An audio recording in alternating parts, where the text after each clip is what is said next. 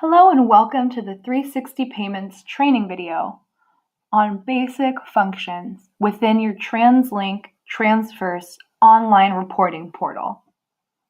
As you can see here, I'm already logged into TransLink.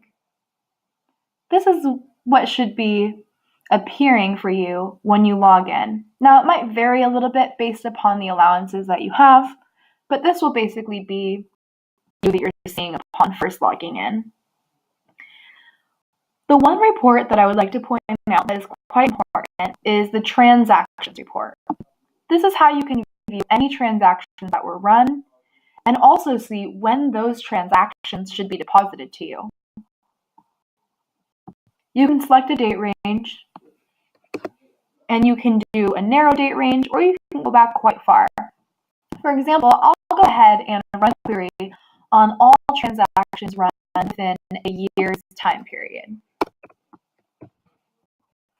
Once you have your dates, I recommend moving the rows per page to all.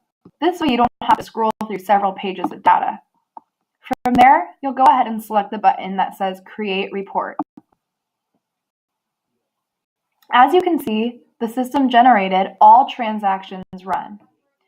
It'll show you the date of the batch, the amount of the batch, and my favorite column is along the far right, titled ACH date.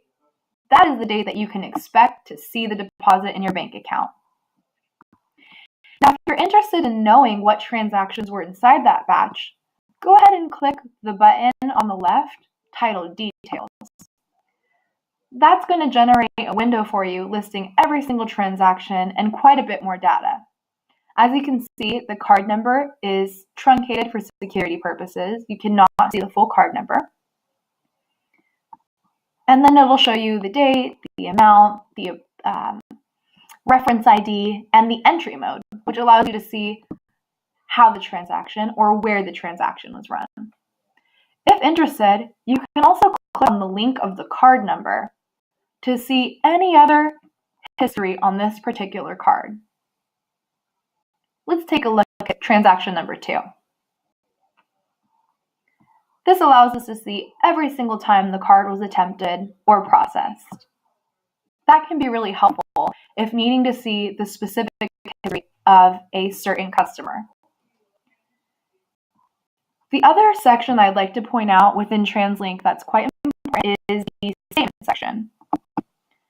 This is where you can view all of your monthly statements, and we never archive them from this system. So you can go back quite far as you really want to go, or as long as you've been with 360 Payments and TransFirst, those statements will always be available for you. Simply select the month and the year of the statement you'd like to view and select Create Report. Doing that will present the statement for you just below.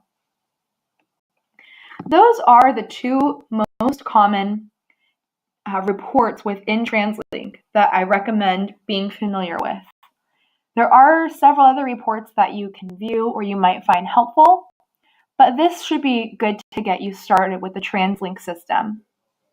That does conclude our training on TransLink TransFirst basic online reporting functions. We hope this helped, but if you have any questions at all, please feel free to reach out to our customer service team at 408-295-8360. Thank you so much for tuning in, and we hope you have